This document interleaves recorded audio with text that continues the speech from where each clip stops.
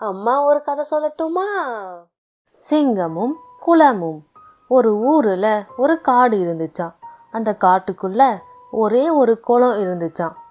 அந்த காட்டில் உள்ள மான், கரடி, நரி, காண்டாமிருகம், நீர் யானைன்னு எல்லா மிருகங்களுமே அந்த குளத்து நீரை தான் குடிக்குங்களாம். ஒரு நாள் எல்லா விலங்குகளும் தண்ணீர் குடிச்சிட்டு இருக்கிறத பார்த்த சிங்கத்துக்கு ரொம்ப கோபம் வந்துச்சாம்.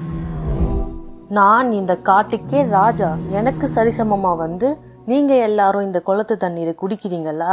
இந்த குளம் எனக்கு மட்டும்தான் சொந்தம்னு சொல்லி மற்ற விலங்குகளை எல்லாம் அங்க இருந்து தண்ணீர் குடிக்க விடாம துரத்திடுச்சான். எல்லா விலங்குகளும் ஒன்னா சேர்ந்து நம்ம இனி தாகத்துக்கு எங்க போய் தண்ணீர் குடிக்கிறது, அந்த சிங்கத்தை எதிர்த்தும் நம்மளால ஜெயிக்க முடியாது, என்ன செய்யறதுன்னு புரியாம இருந்துச்சுங்களாம்.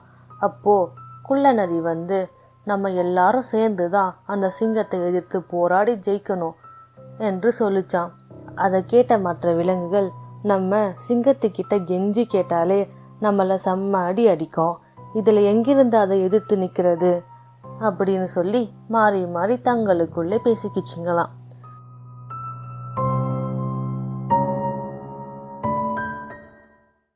குள்ளநரி, நீங்கெல்லாம் வரீங்களோ இல்லையோ, நான் சிங்கத்தை எதிர்த்து போராட போறேன், நம்ம உரிமைக்காக நாம தான் போராடணும் என்று சொல்லி சிங்கத்துக்கிட்ட போச்சான். என்னதான் நடக்குதுன்னு பார்ப்போன்னு மற்ற விலங்குகளும் குள்ளநரி பின்னாடி போச்சுங்க. குள்ளநரி சிங்கத்துக்கிட்ட, எனக்கு உன்னை எதிர்த்து போராடுறத தவிர வேற வழி இல்லைன்னு எதிர்த்து நின்னுச்சான்.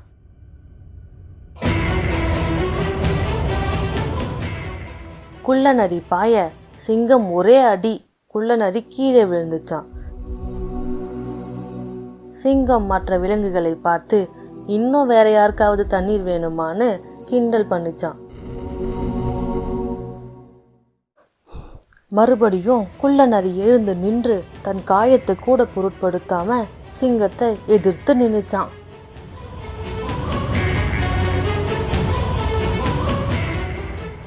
குள்ளநரியின் மனதைரியத்தை பார்த்த மற்ற விலங்குகள் தங்களின் பயத்தை விட்டுவிட்டு நம் உரிமைக்கு நாம் தான் போராட வேண்டும் என்பதை உணர்ந்து மற்ற விலங்குகளும் ஒவ்வொன்றாக சிங்கத்தை எதிர்த்து நின்றது.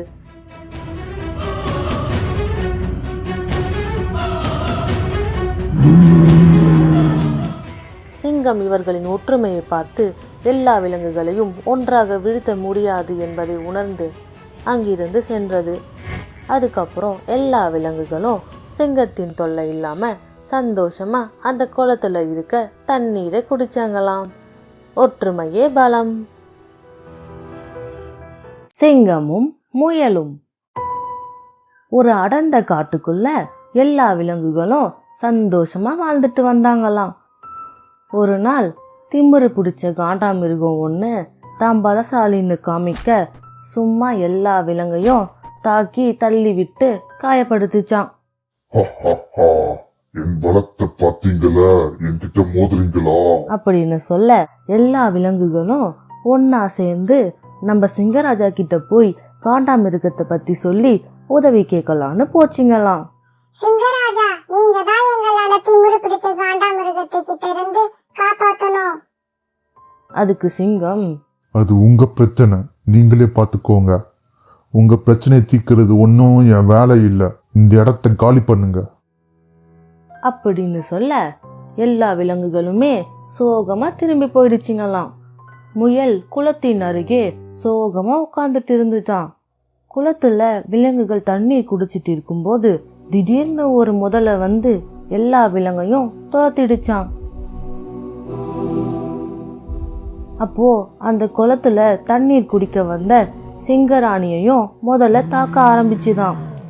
சிங்கராணி முதல்ல கிட்ட எவ்வளோ போராடியும் காயப்பட்டு சிங்கராணி கீழே விழ இதையெல்லாம் பார்த்துட்டு இருந்த முயல் ஓடி வந்து முதல்ல கிட்ட, ஏய் நீட்டு முக்கா, நீ உண்மையிலே வீரனா இருந்தீனா முதல்ல என்ன பிடி பார்க்கலாம் அப்படின்னு சொல்லி முயல் ஓட முதல்ல துரத்திச்சான்.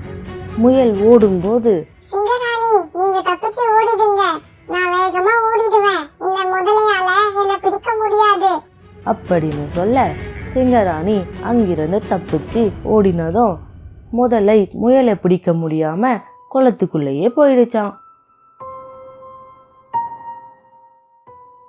நடந்த எல்லாத்தையும் சிங்கராணி சிங்கராஜா கிட்ட சொல்லிச்சான்.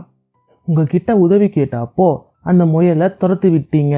ஆனா அந்த முயல் இன்னைக்கு எந்த எதிர்பார்ப்பும் இல்லாம என்ன முதல்ல கிட்ட இருந்து காப்பாத்துச்சு. இதை கேட்டதும் நான் ரொம்ப சுயநலமா இருந்துட்டேன். நான் செஞ்ச தப்ப நானே சரி பண்ணறேன். இப்போ பாரு, அந்த காண்டாமிருகத்துக்கு பலம்னா என்னன்னு காட்டுறேன் அப்படின்னு சொல்லி காண்டாமிருகத்தை அதன் இடத்துக்கே போய் சிங்கம் அதை தாக்க ஆரம்பிச்சுதான். 2 விலங்குகளும் சோர்வு அடைய சண்டை போட்டுதுங்களாம். கீழே விழுந்த காண்டாமிருகம் எழுந்து சிங்கத்தை பார்த்து, உன்னால தனியா என்ன ஜெயிக்க முடியும்னு நினைச்சியா அப்படின்னு சொல்ல அதுக்கு சிங்கராஜா, சிங்கனா தனியா வரும் நினைச்சியா? கூட்டமா கூட வரும் சொல்ல நானும் இங்கதான்டா இருக்கேன், ஊசி மண்டையா. எல்லா விலங்குகளும் சிங்கத்துக்கு கூட நின்னுச்சுங்களாம்.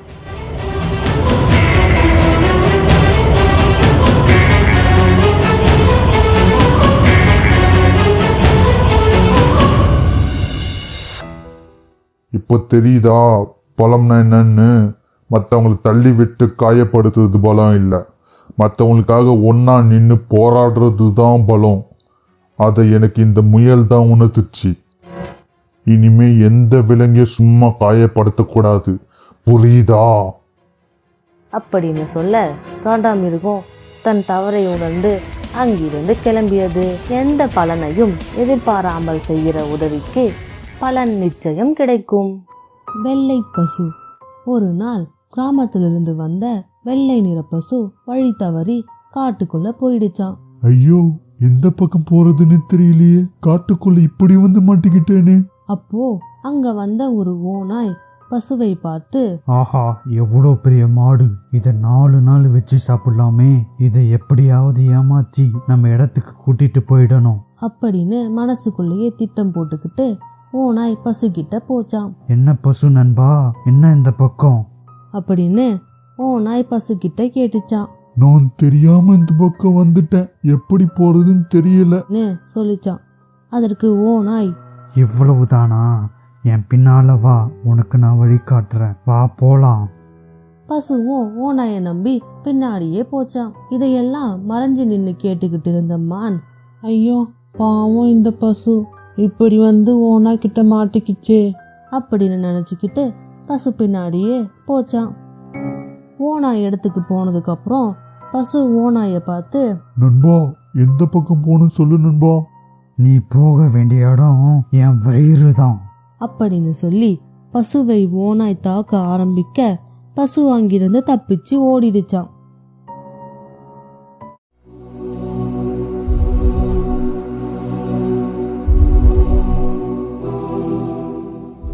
ஓநாய் பசுவை தேடி அலைய பசு காட்டுக்குள்ள எங்க எப்படி போறதுன்னு தெரியாம முழிச்சுக்கிட்டு இருந்துச்சான். பசு தன்னை நோக்கி வரத பார்த்த மான், ஏய் பசு, இங்க வந்து இந்த பாறை பின்னாடி ஒளிஞ்சிக்க, ஓனாய் வந்தா நான் சமாளிச்சுக்கிறேன் அப்படின்னு சொல்ல மாடும் அப்படியே ஒளிஞ்சுக்கிச்சான். மானும் எதுவும் தெரியாத மாதிரி உள்ள மேயிற மாதிரி நடிச்சுக்கிட்டு இருக்க ஓநாய் அந்த பக்கம் வந்து, ஏய் மானே, இந்த பக்கம் வந்த வெள்ளை நிற பசு பாத்தியா? மாடா? காட்டுக்குள்ள எப்படி பசு மாடு வரும்? எந்த மாடும் இந்த பக்கம் வரலையே அப்படின்னு மான் போய் சொல்ல அதற்கு ஓநாய், எனக்கு இன்னைக்கு அந்த மாடு தான் வேணும், உன்னை அப்புறம் கவனிச்சுக்கிறேன் சொல்லி பசுவை தேடி போயிடுச்சான். ஓநாய் போனதுக்கு அப்புறம் பசுவுக்கு மான் கிராமத்துக்கு போறதுக்கு வழி காட்டுச்சான். காட்டின் எல்லைக்கு சென்றதுக்கு அப்புறம், அதோ அந்த பக்கம்தான் உன்னோட கிராமம், இந்த பக்கம் மறுபடியும் வந்து மாட்டிக்காத. ரொம்ப நன்றி நண்பா, நீ நல்லா இருப்ப அப்படின்னு வாழ்த்திட்டு கிராமத்துக்கு சென்றது. இன்னொரு நாள் மான் புல்ல மேய்ஞ்சிட்டு இருக்கும்போது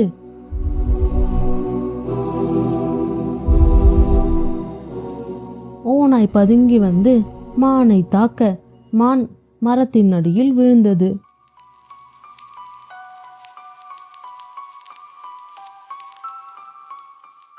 நீ தானே அன்னைக்கு அந்த பசுவை தப்பிக்க வச்ச.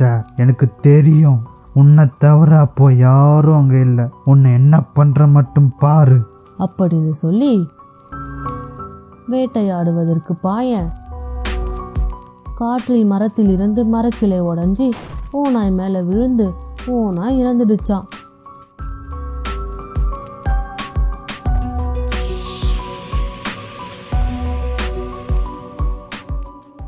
உடனே மான் அங்கிருந்து தப்பிச்சு ஓடிடுச்சான். குழந்தைகளே, நாம ஒருத்தருக்கு உதவி செஞ்சா நம்மளுக்கும் கண்டிப்பா நல்லதுதான் நடக்கும். முதலையும் முயலும். ஒரு காட்டுக்குள்ள ஒரு பெரிய குளம் இருந்துச்சாம்.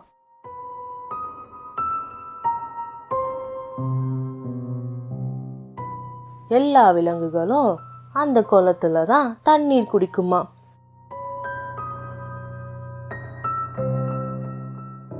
ஒரு நாள் அந்த குளத்துக்கு இன்னொரு கரையிலிருந்து ஒரு பெரிய முதலை வந்துச்சான்.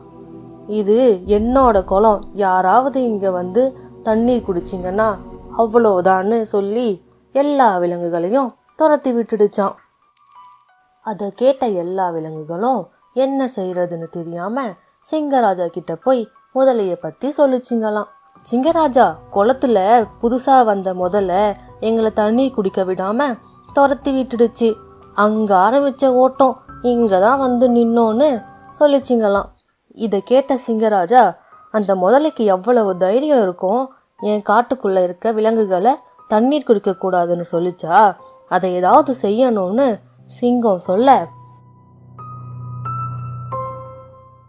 அப்போ நரி வந்து, சிங்கராஜா, முதலைங்கெல்லாம் தண்ணிக்குள்ள மட்டும்தான் பலமா இருக்கும். தண்ணியை விட்டு வெளியே வந்தா அதால ஒன்றும் பண்ண முடியாது. தண்ணிக்குள்ள முதலையே நம்ம வீழ்த்த முடியாது. அதை முதல்ல தண்ணியை விட்டு வெளியே வர வைக்கணும். நம்ம காட்டு முயல் தான் வேகமா தப்பி ஓடக்கூடிய ஆளு. அதனால முயலை வச்சுதான் முதலைய வெளியே வர வைக்கணும்னு நரி சிங்கத்துக்கிட்ட சொல்லிச்சான். உடனே முயல் ஓடி வந்து சிங்கத்துக்கிட்ட, சிங்கராஜா, எனக்கு ரொம்ப பயமா இருக்கு, நான் முதலைக்கிட்டலாம் போக மாட்டேன்னு சொல்ல, சிங்கம் முயல்கிட்ட, நீ முதலைய தரைக்கு வர வச்சுட்டா மட்டும் போதும், மற்றதை நாங்கள் பார்த்துக்கிறோம். முதல்ல உன்னை தாக்க வரும்போது நீ வேகமாக தப்பிச்சு ஓடிடு. நீ இப்போ அந்த முதலைக்கிட்ட போய் நான் சொல்கிறத மட்டும் சொல்லு, இது என்னோட கட்டளைன்னு சிங்கராஜா சொல்லிச்சான். ராஜா இருக்கிற தைரியத்தில் முயல் முதலைக்கிட்ட போச்சான். அதை பின்தொடர்ந்து மற்ற எல்லா விலங்குகளும் போச்சுங்க.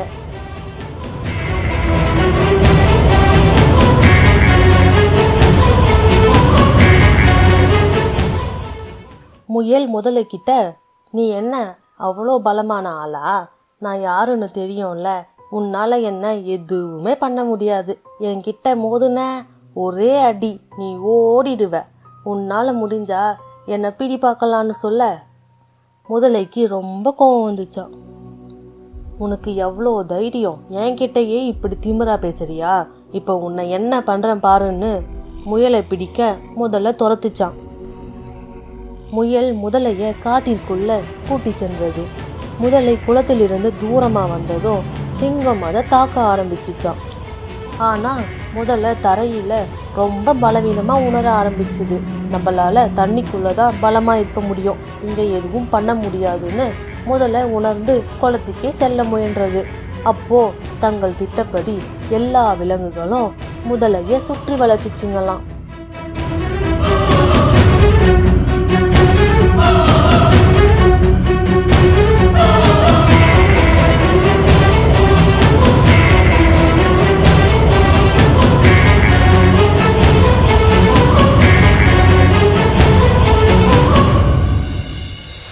சிங்கம் வந்து, ஒழுங்கா நீ குளத்துக்கு அந்த பக்கம் போயிடு, இந்த பக்கம் என்னுடையதுன்னு சொல்லிச்சான். முதல்ல பலவீனமா இருந்ததுனால அதால எதுவும் செய்ய முடியல. வேற வழி இல்லாம, என்னை மன்னிச்சிடுங்க, இனி இந்த பக்கமே நான் வரமாட்டேன், உங்களை யாரையும் தண்ணி குடிக்க விடாம தொல்லை செய்ய மாட்டேன்னு சொல்லி மீண்டும் குளத்துக்கு அந்த பக்கம் முதல்ல போயிடுச்சான்.